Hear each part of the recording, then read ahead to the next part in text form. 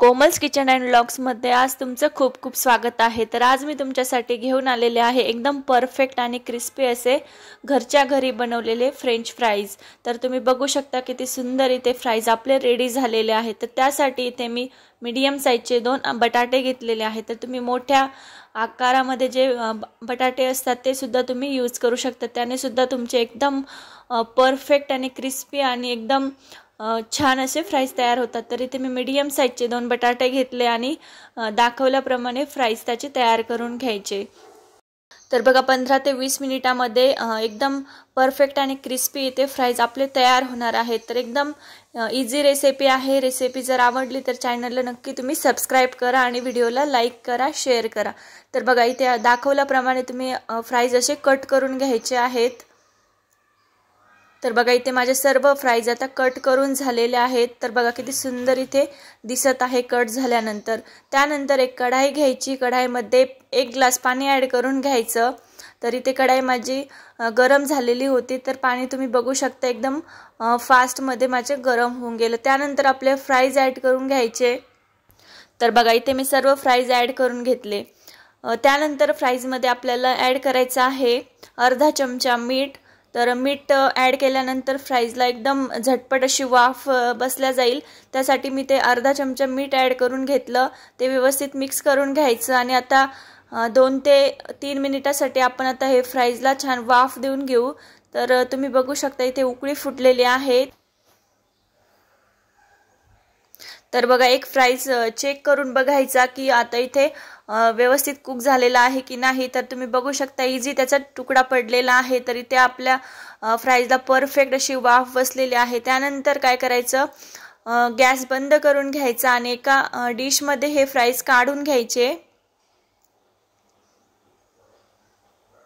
तर तुम्ही बघू शकता एकदम परफेक्ट असे आपले फ्राईज कुक झालेले आहे। त्यानंतर एका डिश मध्ये आता मी सर्व हे काढून घेतले। त्यानंतर एक मोठ्या साइज मध्ये ताट घ्यायचं, त्यामध्ये कपडा ॲड करून घ्यायचा। तर इथे मी कॉटनचा रुमाल ॲड करून घेतला। तर तुमच्याकडे जो असेल तो तुम्ही ॲड करू शकता। त्यावरती सर्व फ्राईज पसरवून घ्यायचे। तर थोडक्यात आपल्याला ते कोरडे करून घ्यायचे आहेत। तर ते ओले आहेत तर ते आपल्याला कोरडे करून घ्यायचे आहेत। तर सगळे फ्राईज आता मी इथे ॲड करून घेतले। त्यानंतर कपड्याने व्यवस्थित ते कोरडे करून घ्यायचे आणि थंड होण्यासाठी 1 ते अर्धा मिनिटच आपण ठेवणार आहे।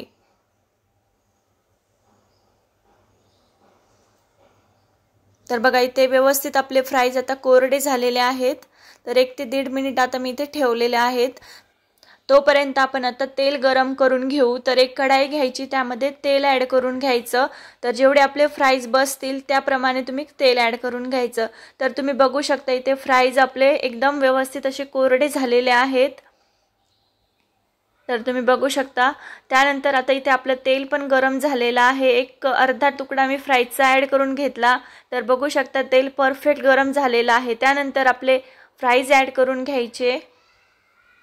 तर बघा इथे सर्व फ्राईज आता मी ॲड करून घेणार आहे। तर तुम्ही जेवढे बसतील तेवढे तुम्ही ॲड करायचे आहे। तर इथे माझे सर्व फ्राईज आता बसलेले आहेत तेलामध्ये, तर त्यामुळे मी सर्व ॲड करून घेतले। फ्राईज ॲड केल्यानंतर 1 ते 2 मिनिटासाठी फुल फ्लेम ठेवायची आहे गॅसची। त्यावरतीच आपल्याला आता हे फ्राईज तळून घ्यायचे आहे। त्यानंतर तुम्ही बघू शकता कलर एकदम परफेक्टली चेंज झालेला आहे। त्यानंतर गॅसची फ्लेम एकदम कमी करून घ्यायची आणि कमी फ्लेमवरती आपण आता हे छान फ्राईज तळून घेऊ। तर बघू शकता एकदम परफेक्ट असे आपले फ्राईज इथे तयार झालेले आहेत। तर एका डिश मध्ये आता हे सर्व फ्राईज काढून घ्यायचे। तर बघू शकता कमीत कमी वेळामध्ये आणि कमीत कमी साहित्यामध्ये एकदम परफेक्ट असे आणि क्रिस्पी असे फ्राईज आपले आज रेडी झालेले आहेत। तर एकदम सिंपल पद्धतीने मी आज तुम्हाला करून दाखवलेले आहेत। चॅनलवर जर कोणी नवीन असाल तर चॅनलला माझ्या नक्की सबस्क्राइब करा आणि व्हिडिओला लाईक करा आणि शेअर करा। तर तुम्ही बघू शकता एकदम परफेक्ट असे आपले फ्राईज आज रेडी झालेले आहेत। तर त्यानंतर आपण आता यावरती ॲड करणार आहे चाट मसाला। तर चाट मसाला तुमच्याकडे नसेल तर काहीच प्रॉब्लेम नाही, तर मी तसेही खाऊ शकता, परंतु इथे मी चाट मसाला ॲड करून घेतला। आता व्यवस्थित मिक्स करून घ्यायचं। तर बघा इथे चाट मसाला मी व्यवस्थित मिक्स करून घेतला। त्यानंतर त्यासोबत आता मी ॲड करणार आहे शेजवान सॉस. तर या शेजवान सॉस तुमच्याकडे नसेल तर तुम्ही टोमॅटो सॉससुद्धा ॲड करू शकता. तर बघू शकता इथे मी शेजवान आता डिशमध्ये आता काढून घेत आहे. तर बघा इथे मी 2 टेबलस्पून शेजवान सॉस ॲड करून घेतला. तर काहीतरी आता डिझाईन माझी तयार होणार आहे. तर बघू शकता इथे मी कॅटची डिझाईन तयार करून घेतली. तर बघा किती परफेक्ट आणि असे क्रिस्पी आपले फ्राईज आज इथे रेडी झालेले आहेत. एकदम सिंपल पद्धतीने मी आज फ्राईज तुम्हाला करून दाखवले. आवडले तर तुम्ही नक्की ट्राय करून बघा.